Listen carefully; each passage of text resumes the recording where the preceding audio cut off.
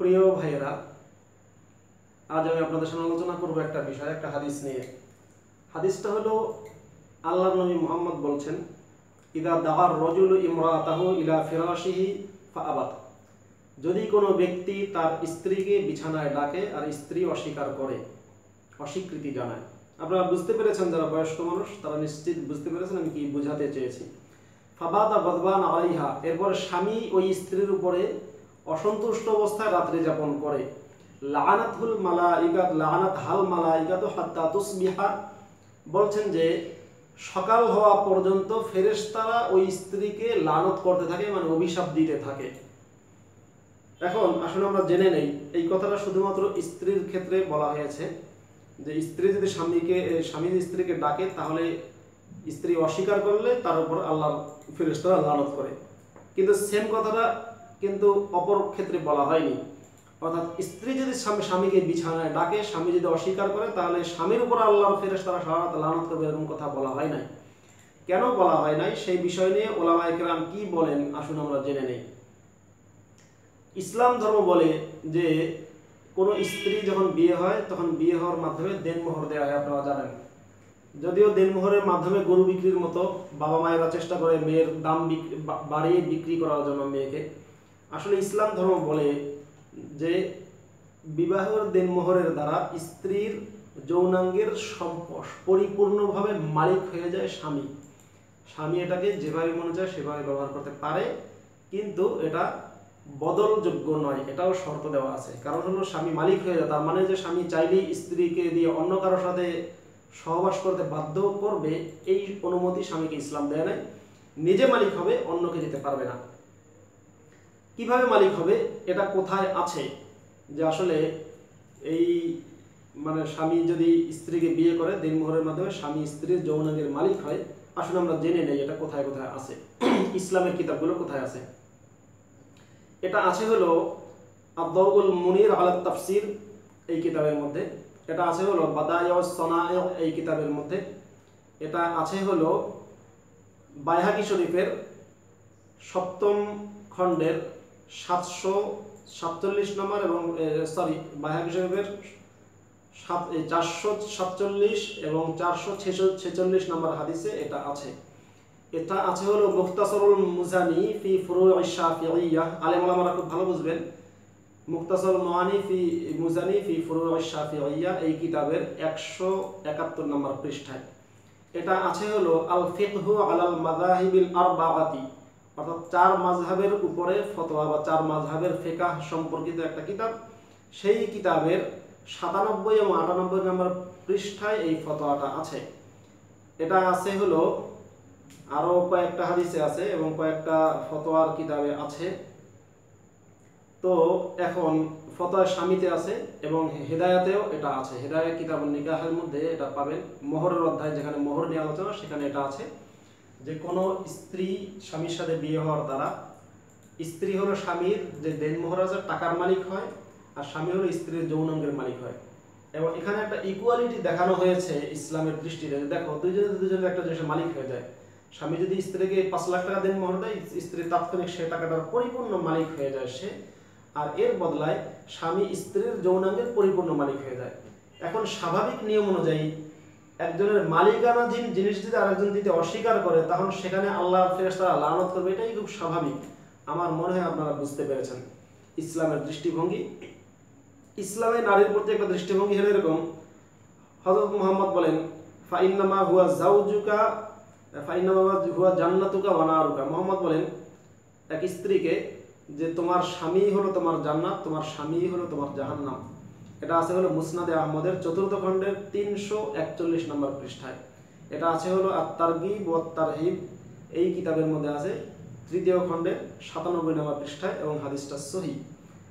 তো আমরা এখন জানলাম যে কয়েকটা হাদিস। আর প্রথম যে হাদিসটা বলেছি আমি, কোনো স্ত্রীকে যদি স্বামী বিছানায় ডাকে, স্ত্রী যদি অস্বীকার করে তাহলে সারা রাত ফেরেশতারা তার উপর লানত করে। এটা আছে বুখারী শরীফের 3237 নম্বর হাদিসে এবং এটা আছে মুসলিম শরীফের 1436 নম্বর হাদিস। এটা মুসলিম শরীফের 1436 নম্বর হাদিস। তারপরে এটা আরেকটা আছে বুখারী শরীফের 5194 নম্বর হাদিসেও প্রায় এই ধরনের অর্থে একটা হাদিস আছে। এবার এটা আছে হলো তিরমিজি শরীফের 1160 নম্বর হাদিসটাও এরকম, তিরমিজি শরীফের 1160 নম্বর হাদিস। তারপরে আছে হলো আল্লাহর নবী মুহাম্মদ বলেন, আমি যদি কোনো মানুষকে কাউকে সিজদা করার আদেশ দিতাম, তাহলে আমি স্ত্রীকে আদেশ দিতাম তার স্বামীকে সিজদা করার জন্য। মুসনাদে আহমদের 3য় খণ্ডে পৃষ্ঠা নাম্বার 633 আছে। এটা আছে তিরমিজি শরীফের 4th খণ্ডে পৃষ্ঠা নাম্বার 253। এটা আছে আবু দাউদ শরীফের 6ষ্ঠ খণ্ডে পৃষ্ঠা নাম্বার 177। এটা আছে বাইহাকি শরীফের 11 খণ্ডে পৃষ্ঠা নাম্বার 128। এই হাদিসগুলো যে আপনারা খুঁজলে পাবেন। এটা আছে বাদায়াউল ফাওয়াইদ নামক কিতাবে 3য় খণ্ডে পৃষ্ঠা নাম্বার 1111। বাদায়াউল ফাওয়াইদ কিতাবে ফতোয়া আকারে এইটা লেখা হয়েছে যে শাইখ তুসি বলেন, ইদা তাজাওয়াজা রাজুলু ইমরাতান বিমাহরিন মালুমিন, যদি কোনো ব্যক্তি নির্দিষ্ট মোহর দ্বারা কাউকে বিয়ে করে, তাহলে মালাকাতিল মাহরা আলাইহি বিল আকদি, স্ত্রী সেই মোহরানার মালিকানা লাভ করে। ওয়া মালাকা হুয়াল বুদউ ফিল ওয়াক্তিল্লাযী মালাকা আলাইহিল মাহরা, এবং স্ত্রী যে সময় স্বামীর ওই দেনমোহরের উপরে মালিকানা লাভ করে, ঠিক একই সময়ে স্বামীও স্ত্রীর যৌনাঙ্গের পরিপূর্ণ মালিকানা লাভ করে। এখানে যে শব্দটা ব্যবহার করা হয়েছে মালাকা হুয়াল বুদআ, বুদআন আরবি শব্দ অর্থাৎ বুদআ। এই বুদআ শব্দের অর্থ হলো স্ত্রীর যৌনাঙ্গ। স্ত্রীর যৌনাঙ্গের মালিকানা স্বামী লাভ করে, যেটা এখানে বলা হয়েছে। এবং লেখক বলছেন লিআন্নাহু আকদু মুআওয়াদাতিন, কেননা এটা হলো একটা এক্সচেঞ্জের চুক্তি। উভয়ের একজনের সাথে আরেকজনের দুইটা জিনিসের এক্সচেঞ্জ হয়। স্বামী দিচ্ছে দেনমোহরের টাকা আর স্ত্রী এর বদলে দিচ্ছে তার যৌনাঙ্গের মালিকানা, এভাবে এক্সচেঞ্জ হচ্ছে। এবং তিনি বলছেন ফামালাকা কুল্লু ওয়াহিদিন মিনহুমা আলা সাহিবিহি ফিল ওয়াক্তিল্লাযী মালাকা সাহিবুহু আলাইহি, প্রত্যেকেই ঠিক একই সময়ে এই দুইটা জিনিসের মালিকানা সমানভাবে লাভ করে। একজন হলো যৌনাঙ্গের পরিপূর্ণ মালিকানা লাভ করে, আর একজন হলো টাকার মালিকানা লাভ করে। এটা এরকমই ফতোয়া আছে। আরো কয়েকটা কিতাবের নাম বলছি। জামিউল মাকাসিদ নামক কিতাব, সেখানে এটার 13তম খণ্ডে আছে 433 নম্বর পৃষ্ঠায়। এটা আছে আল মাসালিক নামক কিতাবে 5 নম্বর খণ্ডে 30 নম্বর পৃষ্ঠায়। তো আমরা এখন জানতে পারলাম যে ইসলাম নারীর প্রতি ইসলামের দৃষ্টিভঙ্গি কেমন এবং নারীকে ইসলাম কতটুকু সম্মান দান করেছে। আমার এই ভিডিও শোনার পরে আপনারা অনেকে বলতে পারেন যে তুমি একপাক্ষিক বক্তব্য দিয়েছো, তুমি তো ভুলভাল ব্যাখ্যা দিয়েছো, সহি হাদিস না, সহি কিতাব না, এটা না সেটা না, এগুলো তো বলবেন নিশ্চিত। আমার মনে হয় এখন তো যুগ জামানা খুব সহজ, গুগল সার্চ করে আপনারা বের করবেন যে আমি যেটা বললাম, বাংলায় যদি বাংলা পারেন, যদি ইংলিশ পারেন, যদি আরবি হয় আরবিতে যদি পারেন, সম্ভব হয় সার্চ দিয়ে বের করবেন যে আমি যা বললাম সেটা সঠিক নাকি এটা ভুল। বাস, অথবা বড় বড় আলেমদের কাছে শোনেন। 4 মাযহাবের ইমামরা এই বিষয়ে একমত। 4 মাযহাব, আপনারা জানেন যে 4টা মাযহাব আছে পৃথিবীতে। 4 মাযহাবের ইমামরা সকলে একমত এবং এর উপরই হলো বিশ্বের সকল আলেমদের ফতোয়া। বিবাহের মাধ্যমে স্ত্রীর যৌনাঙ্গের মালিক হয় দেনমোহর দেওয়ার মাধ্যমে স্বামী, আর স্বামীর ওই টাকার মালিক হয় স্ত্রী। তাহলে আমি খুব বেশি বাজে শব্দ বলবো না, কিন্তু এরকম কি মনে হওয়া সম্ভব কি না যে আসলে এটা একটা দেহ ব্যবসা, এবং দেহ ব্যবসার ক্ষেত্রে যে প্রস্টিটিউট যাকে আপনারা বলেন, দেহ ব্যবসায়ী বা সেক্স ওয়ার্কার, সে তো কিছু সময়ের জন্য বিক্রি করে, আর বিবাহের মাধ্যমে তো চিরজীবনের মতো স্ত্রীর যৌনাঙ্গ স্বামী যৌনাঙ্গের মালিক হয়ে যায় স্বামী। হায় আফসোস, হায় আফসোস, এর নাম নাকি ধর্ম, এর নাম ইসলাম। দুঃখ লাগে। আর আপনারা এখন শোনার পরে অনেক উত্তেজিত হয়।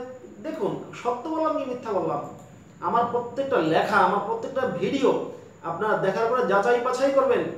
আর এই কথা বলবেন না মাসুদ এই করেছে, মাসুদ সেই করেছে, মাসুদ টাকা খেয়েছে, মাসুদ ইহুদির দালাল, এগুলো না বলে আপনারা দেখেন ভুল বললাম না ঠিক বললাম। যদি ভুল বলি সমালোচনা করে ধরিয়ে দেবেন, তাহলে আমি কৃতজ্ঞ থাকবো, খুশি হব যদি আমার ভুলগুলো সব ধরিয়ে দিতে পারেন যে আমি ভুল বলেছি, কোরআন হাদিসে আসলে যা আছে আমি সব মিথ্যা তথ্য দিয়ে আপনাদেরকে বিভ্রান্ত করেছি, তাহলে নিজেই তওবা করে ইসলাম গ্রহণ করব, এটা আমি বললাম। আর যদি ভুল ধরিয়ে দিতে না পারেন তাহলে নিজের বিবেককে প্রশ্ন করুন যে কি ধর্ম আপনারা মানেন, এটাকে আসলে ধর্ম নাকি অন্য কিছু। ভালো থাকবেন সবাই।